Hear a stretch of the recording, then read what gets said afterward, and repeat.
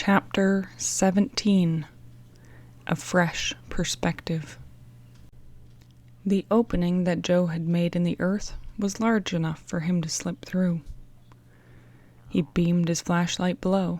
There was definitely an underground passageway. "Lower me down here, Frank," he called excitedly. Frank and Joe interlocked their wrists, the older boy easing his brother down into the black hole. "Okay," Joe called hollowly in the vault below. "I've hit bottom. It's solid." "What do you see?" Joe flashed a beam around the moss-covered walls of the tunnel. "Nothing here," he shouted, "but I'll find out where it goes." "Wait for me," Frank urged. And in a moment he too was in the tunnel. The boys turned left and walked gingerly in the bricked passageway toward what once had been the opening into a cellar of the mansion. The entrance was sealed up by a heap of stones which had fallen down from the old foundation. "This is as far as we can go in this direction," Joe said. "Let's find the exit." Picking their way along the dark tunnel, the boys walked nearly 200 feet.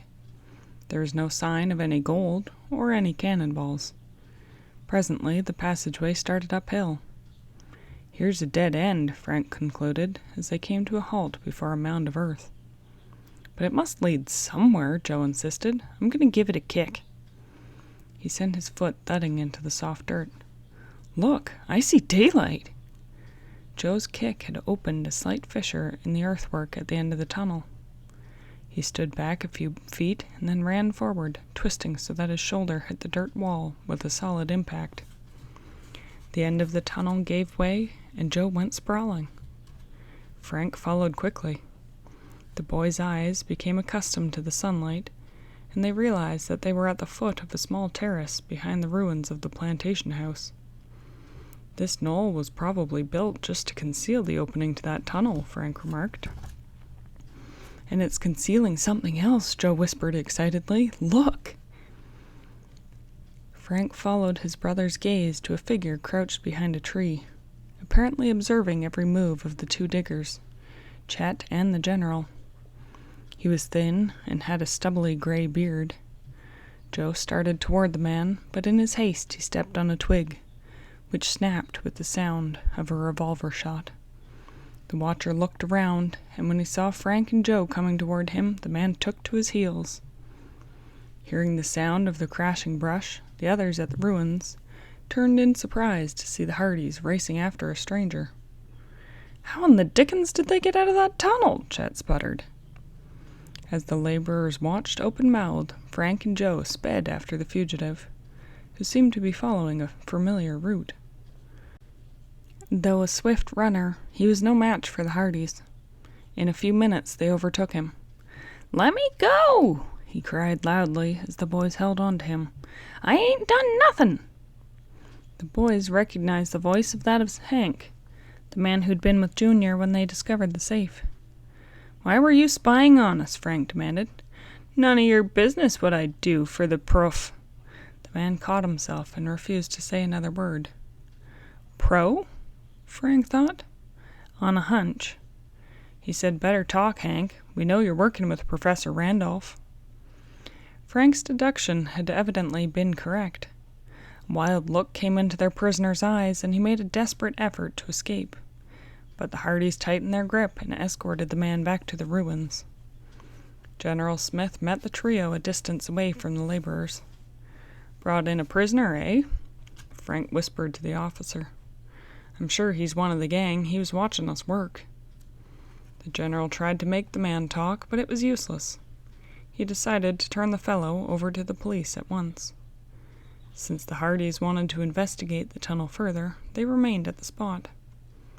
After the prisoner's hands and legs had been firmly tied, with Chet as a custodian, they went along with the general to Centerville. Frank and Joe looked carefully at every brick in the old tunnel, but found no clue to the treasure. "I don't think this is the tunnel that old Beauregard Smith meant," Joe said at last. While the boys waited for General Smith to return, they discussed the mystery from every angle. Perhaps now they would get a break, if the prisoner would tell all that he knew. They were still discussing the capture when the general returned alone, Chet having remained at the police station to provide the chief with full information. "But even if he doesn't talk, we know he's one of the Bush gang," Joe declared. "I don't like Bush's silence," Frank spoke up. "It's kind of ominous. I think we ought to checkmate him." "Good idea," the general agreed. "But how?" Frank mulled over the problem. The man we captured seemed to be heading for a definite destination. Perhaps Bush and his gang have a hideout right under our noses. "Would be mighty hard to ferret them out," the officer said.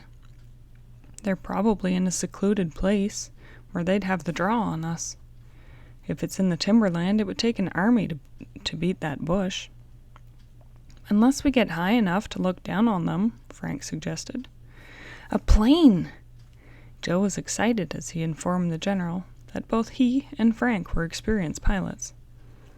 "But the noise would give you away before you reached them," the officer objected. "There's nothing to make them suspect we'd be flying," Frank declared. "I've noticed several private planes around here in the past week. Is there an airport nearby, General Smith?" "Yeah, a big one, about 20 miles from Rocky Run." "Why don't you do it this afternoon? I think that's been enough gold hunting for one day." When they arrived home, Chet handed the Hardys a telegram. It said, "Good clue. Junior older. West trails slippery. Down soon. Dad." Chet grinned. "Gee, that sounds funny. I suppose it's in code?" Neither he nor the general could make out the message, so Frank interpreted. "Junior is older than he appears, and is a slippery customer, probably from out west." "Wow," Chet cried. "No wonder he's handy with a gun." General Smith looked very serious. "You boys have done mighty well on this case, and have one prisoner. Don't you want to call it quits? With the material you've already gathered, your dad should solve this mystery in short order." Joe frowned. "That's just it, sir. We want to solve it before he gets here." "Well, I'm all for you," the officer said happily. "You surely have opened my eyes. Didn't know the younger generation had so much detective ability. We'll get that plane this afternoon. Call up and make arrangements, Frank." The boy contacted the airport and talked with a young pilot who operated a plane leasing service. He readily agreed to rent the Hardys a small plane. At 4 o'clock, Frank, Joe, and Chet arrived at the airport. By arrangement, General Smith was to post himself at the old plantation. If the boys found the location of Bush's hideout, they were to fly over the plantation and drop a message to the officer. He, in turn, was to get the local police to assist in the roundup of the criminals. On the way to the airport building, Chet chattered eagerly. "Just the kind of day for pictures. Maybe I can take some good ones from the plane and sell them to the local newspaper." A young man came out of the door of the hangar just as Frank parked. He smiled at the boys and introduced himself as Tom Crandall. Briefly, Frank explained his mission, saying that they were going to look for a group of men believed to be in the woods near the old plantation. "You can go up right away. There's your baby. I checked her out myself." Crandall indicated the sleek silver four-seater. The boys strode out to the runway apron and climbed aboard. Frank started the engine, and the propeller raced to life, and the small craft shuddered with power. "Okay, here we go," Frank shouted, as he taxied to the takeoff position. In a few minutes the plane rose into the air.